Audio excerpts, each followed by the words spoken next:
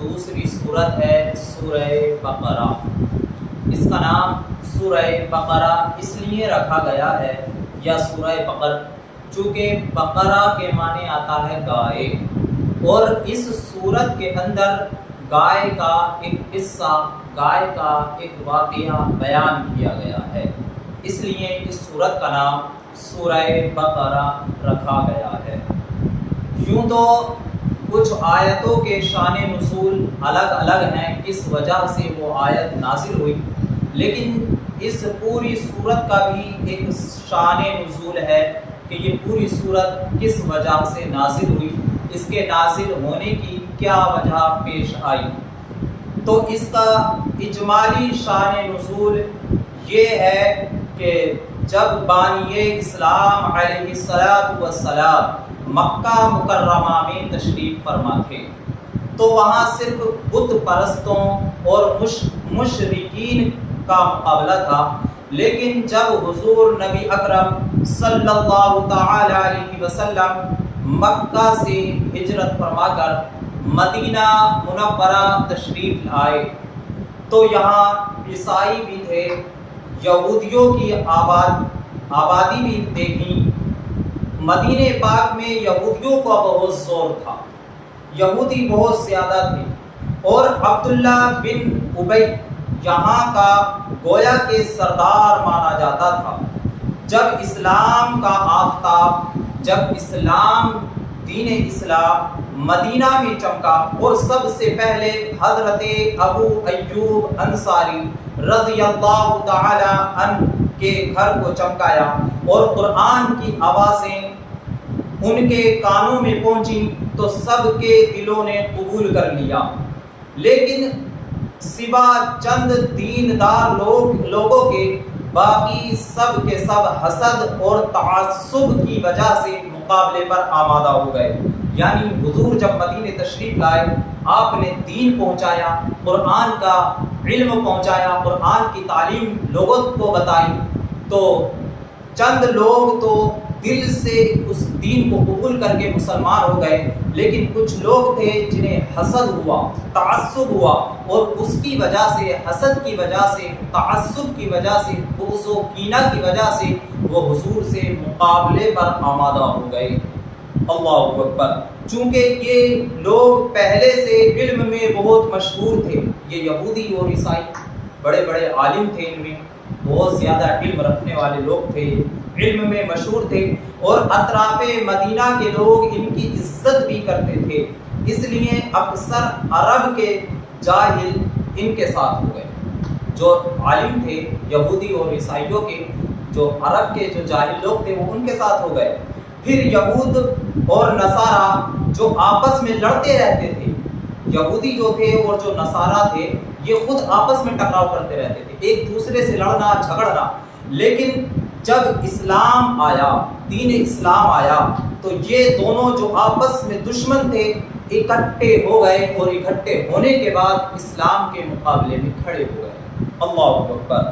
اسلام کے مقابلے میں ایک ہو گئے، اور عبداللہ بن ابی جو ہے اور اس کے ساتھی جن کو عزت اور مال کی محبت نے اندھا کر رکھا تھا، بظاہر تو یہ کلمہ پڑھ کر مسلمان ہو گئے یہ لوگ، لیکن یہ دل سے مسلمان نہیں ہوئے، بلکہ دل سے کافروں کے ساتھ رہتے تھے، کافروں کی مدد کرتے تھے، کافروں کا ساتھ دیتے تھے۔ اللہ اکبر۔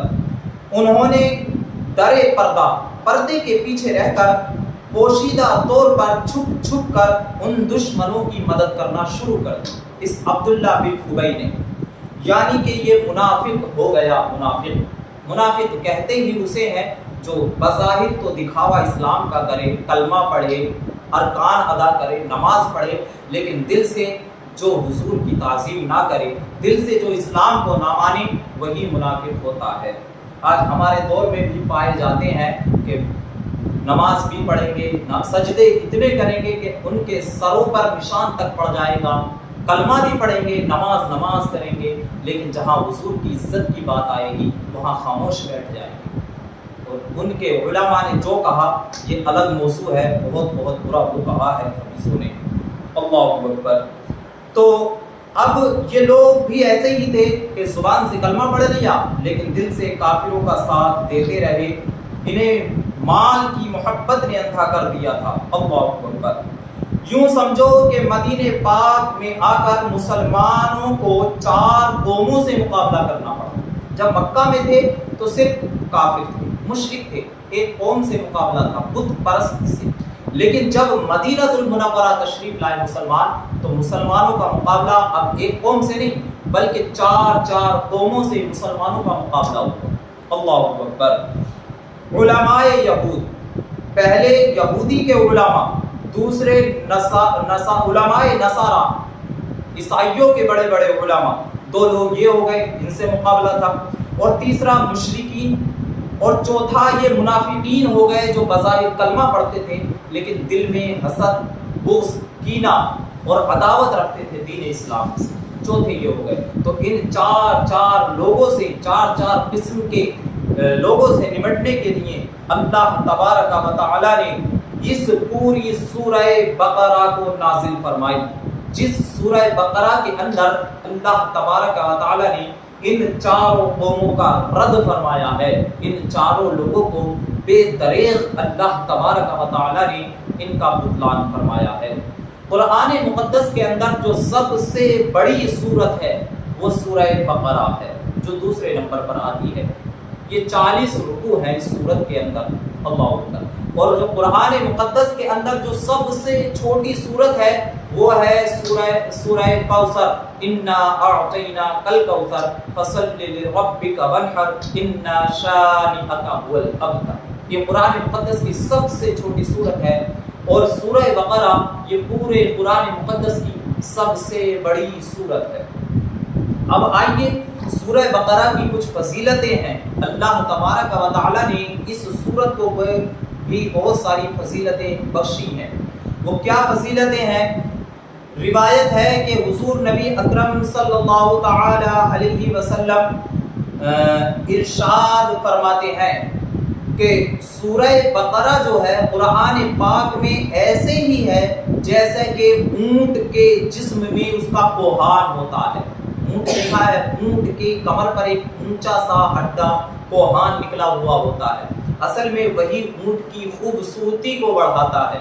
اگر وہ کوہان اونٹ میں نہ ہو تو اونٹ بدصورت لگے گا، اس میں خوبصورتی پیدا نہیں ہوگی، وہ کوہان ہی اس اونٹ کو خوبصورت بناتا ہے، اس اونٹ کے اندر خوبصورتی وہ کوہان ہی پیدا کرتا ہے۔ تو سورہ بقرہ قرآن مقدس کے اندر اسی طرح کی ہے، یعنی قرآن کے اندر خوبصورتی اسی صورت سے پیدا ہو رہی ہے۔ اللہ اکبر۔ اور سورہ بقرہ کی فضیلت میں مسلم شریف میں حضرت ابو امامہ رضی اللہ تعالی عنہ سے روایت ہے، حضرت فرماتے ہیں کہ روایت ہے کہ زہراوین چمکدار نورانی کو کہتے ہیں، فرماتے ہیں کہ زہراوین صورتوں کو پڑھا کرو، اس سے مراد سورہ بقرہ اور سورہ آل عمران ہے، ان دونوں صورتوں کو پڑھا کرو۔ کیوں؟ کیونکہ قیامت کے دن یہ دونوں صورتیں اپنے پڑھنے والوں پر بادل کی طرح سایہ کر دیں گی۔ سبحان اللہ۔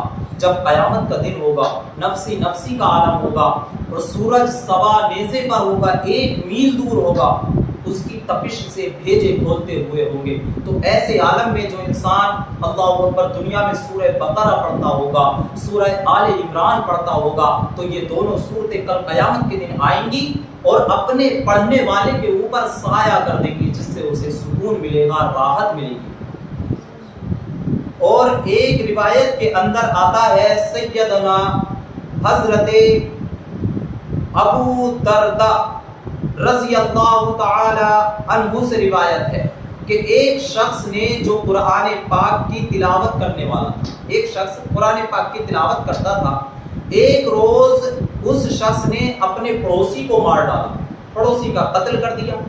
اب صبح کو اس شخص کو گرفتار کر لیا گیا، گرفتار کر کے اسے قتل کر دیا گیا۔